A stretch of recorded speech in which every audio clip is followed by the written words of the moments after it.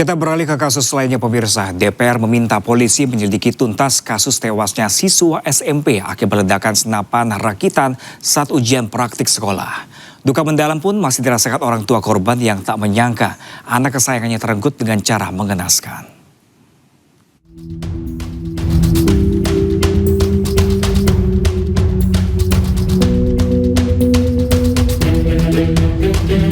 Isak tangis keluarga dan kerabat mengiringi proses pemakaman korban Muhammad Akil di TPU Suak Santai, Kecamatan Siak, Riau.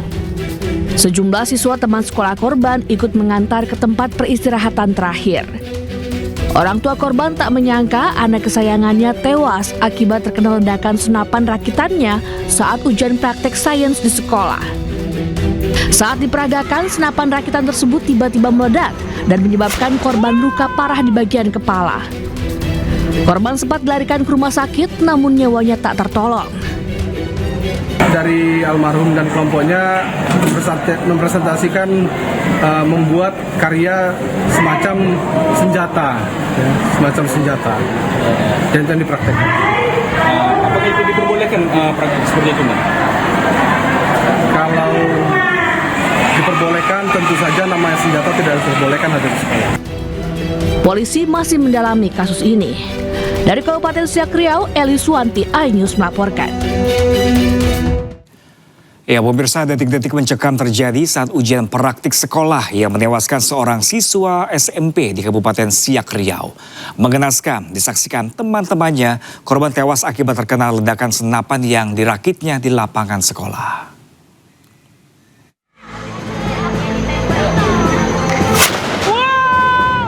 Inilah detik-detik senjata api rakitan meledak saat dilakukan uji tembak oleh salah satu siswa di Siak. Akibat ledakan itu, siswa bernama Muhammad Akil langsung terpental ke belakang dan tak sadarkan diri. Korban terkena ledakan dari senapan rakitannya sendiri. Usai insiden itu, korban langsung dialihkan ke rumah sakit umum daerah di Siak. Namun tim dokter yang menanganinya menyatakan korban telah meninggal dunia.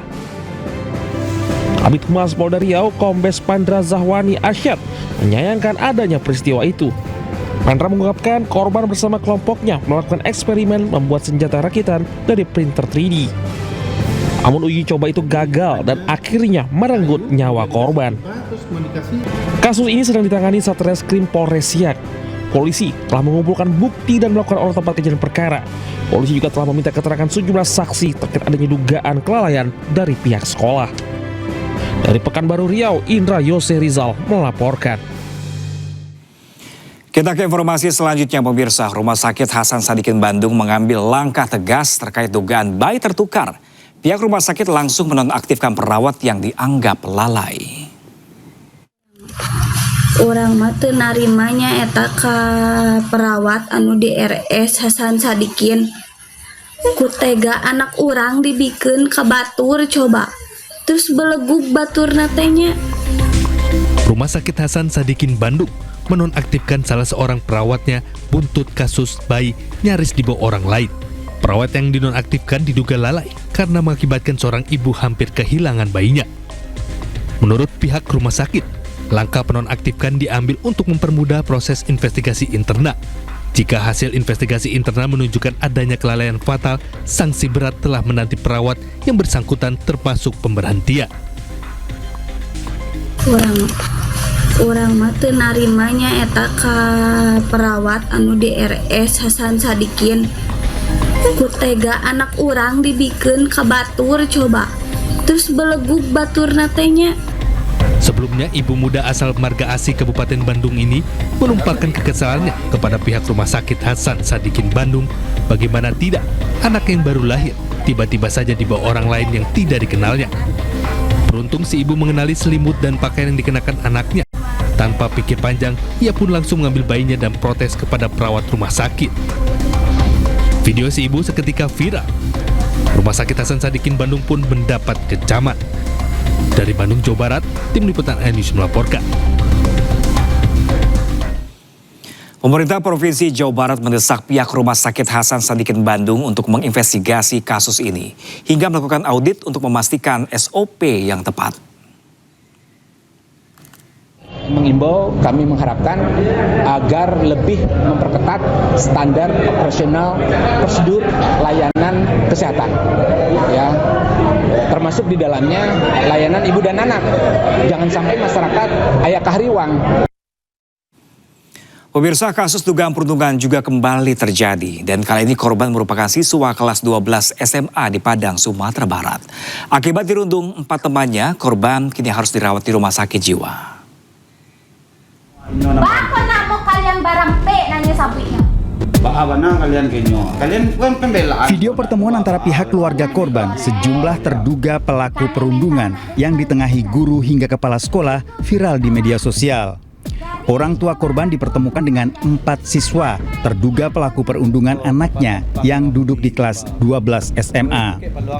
Orang tua mengetahui sang anak jadi korban perundungan setelah menyadari perilaku anak yang tidak wajar hingga takut bertemu orang lain. Bukti kuat juga ditemukan di dalam ponsel korban. Namun laporan orang tua ke sekolah tidak ditanggapi. Setelah saya membaca chat ini semua, Pak, dan saya rasakan apa yang dirasakan anak saya, apa yang dibilang anak saya, apa dengan ketakutannya, memang betul anak saya memang tidak ada yang membelanya, Pak. Tidak ada yang membela, satu pun tak ada yang membela. Malahan yang lain dia berikan kata-kata atau penjelasan. Jadi kalau di sini, Pak, menurut saya wajarlah anak saya seperti itu, Pak. Nggak ada yang membantunya, nggak ada yang mendengarkan kata-katanya, Pak. Sementara pihak sekolah membantah telah terjadi pembulian. Pihaknya menyebut yang terjadi adalah candaan sehari-hari.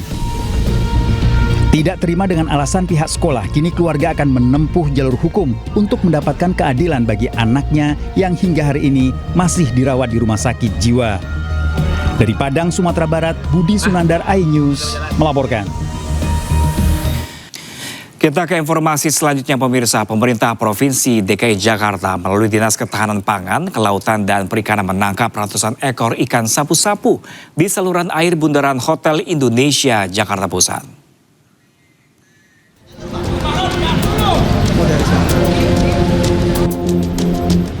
Puluhan petugas dari Dinas KPKP Provinsi DKI Jakarta, PPSU dan dinas terkait menangkap ratusan ikan sapu-sapu yang berada di saluran air Bundaran HI, tepatnya di aliran anak Kali Cideng, Jakarta Pusat.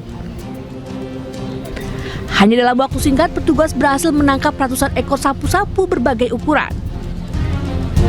Perburuan ikan yang masuk dalam kategori spesies invasif ini dilakukan setelah viralnya video ikan sapu-sapu berukuran besar di saluran air tersebut.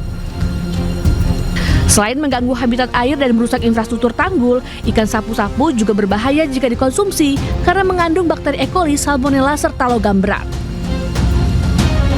Sampel ikannya, kemudian mengambil sampel airnya, dan memang benar di air itu ambang batas cemarannya melebihi. Kemudian juga ikannya juga mengandung salmonella, mengandung E. coli, kemudian juga ada residu-residu logam-logam berat seperti itu. Ratusan ikan yang berhasil ditangkap selanjutnya akan dimusnahkan dengan cara dikubur. Dari Jakarta, Rani Sanjaya, iNews melaporkan.